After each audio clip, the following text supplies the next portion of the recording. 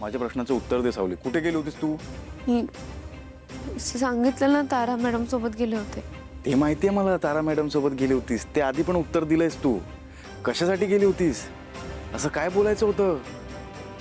सकाळी ती तारा इथे आली, म्हणाली पर्सनल काहीतरी बोलायचंय, माझ्यासमोर नाही बोलू शकत. पण अशी कुठली गोष्ट आहे जी तू मला नाही सांगू शकत? तू काही लपवत नाही ना माझ्यापासून? म्हणजे मला तरी असं वाटतं. का गेली होतीस सावली, सांग. नवीन गाणं बसवायचंय.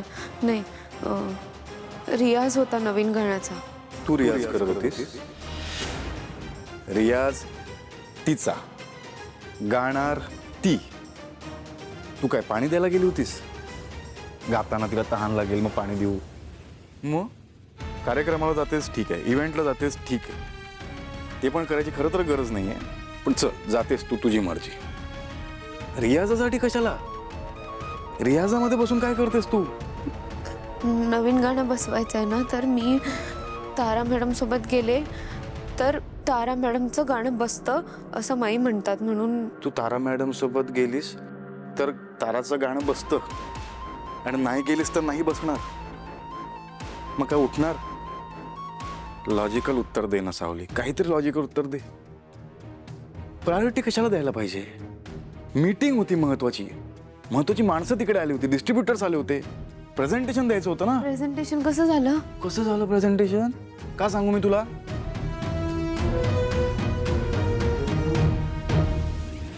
सावली, हे बघ, मी सांभाळून घेतो याचा अर्थ असा नाही की मी तुला काही बोलणार नाही.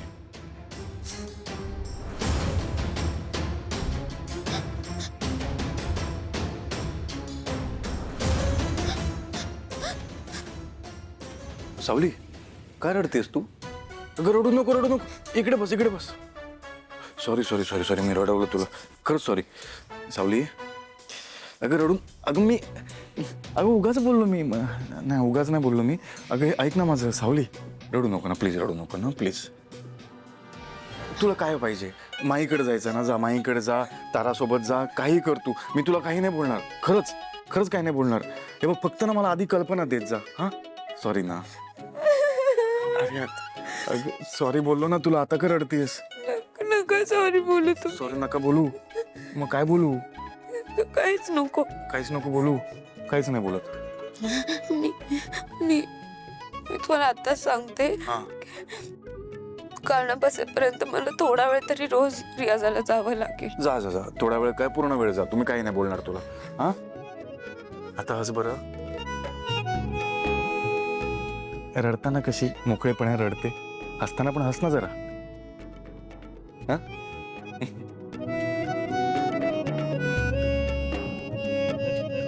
नळ बंद झाला नाही?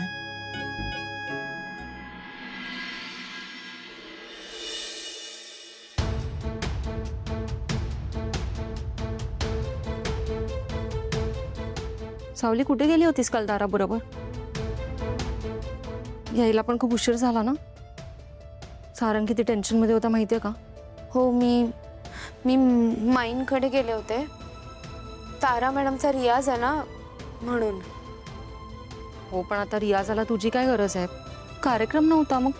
माई असं म्हणतात की मी जर असले ना की सगळं चांगलं होतं, कारण मी लहानपणापासून जाते त्यांच्याकडे, आणि आमची परिस्थिती बेताची होती तेव्हापासून माई आमची मदत करतायत.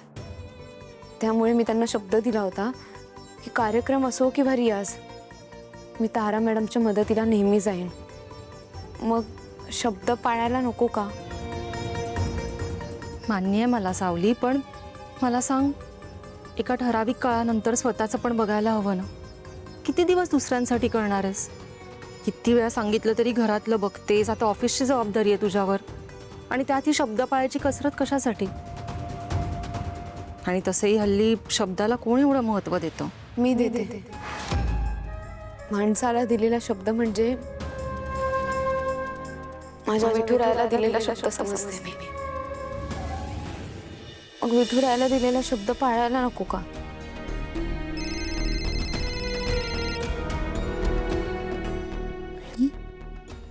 हॅलो. ए सावळे, विसरली का ग आम्हाला? नाही वहिनी, मी कसं विसरेन तुम्हाला. कशा आहात तुम्ही? घरी कसे आहेत सगळे? आता आठवण आली होय आमची तुम्हाला. नाही बरोबर आहे म्हणा. आम्ही जगलोय का मेलोय तुला काय घेणं देणं आहे म्हणा. तू बाई आता कंपनी जायला लागली नाही का आम्हाला? हा साहेबीन झालीस तू है की नाही, बिझनेस वुमन. वहिनी असं काहीच नाहीये. शेवटी पाय जमिनीवर ठेवायला माझ्या विठुरायाने शिकवलंय मला. आणि आई बापानं काय शिकवलंय का तुला? हा का बस लेक्चर झाडू नको उगाच. तुझं कीर्तन ऐकायला वेळ नाही मला आता.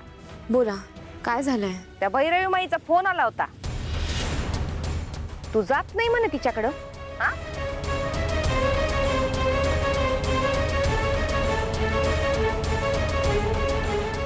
ए सावळी धमकी दिली बर का तिनं.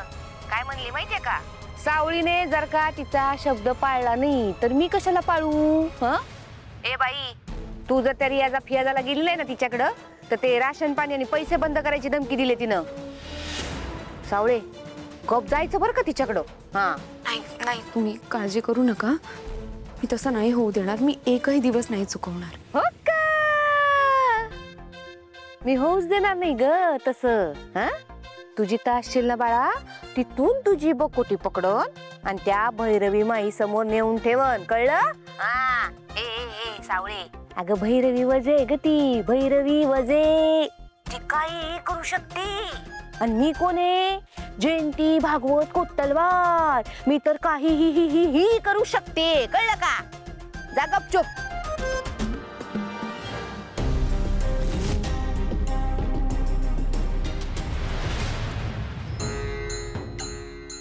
अहो हळूहळू काय करताय? नका एवढा विचार करू. काहीतरी उपाय असेलच ना यावर. आणि आजवर आपण एवढी संकट झेलली. मला माहितीये तुम्ही नक्की काही ना काही कराल. तुझा माझ्यावरचा हा विश्वास चांगला आहे, पण मी बरेच उपाय केले पण मला काही मार्ग सापडत नाहीये. हे बघा तुम्ही नमस्कार जगन्नाथजी. अरे बाप रे, वजे मॅडम कशी काय माझ्या घराची वाट चुकलात? हे असं तर नाही ना झालं जायचं होतं भलतीकडे घुसलात माझ्या घरात? नाही, आज ठरवून तुमच्याकडे आले. आज मी जगन्नाथ नावाच्या कुठल्या व्यक्तीला भेटायला नाही आले. आज मी प्रसिद्ध ज्योतिषी जगन्नाथ शास्त्री पंडित यांना भेटायला आले. आजची आपली ही भेट पर्सनल नसून प्रोफेशनल आहे. बरं ठीक आहे, मग मी पण एका व्यावसायिक माणसासारखं तुमचं स्वागत करतो. हा या ना, या बसा. थँक्यू.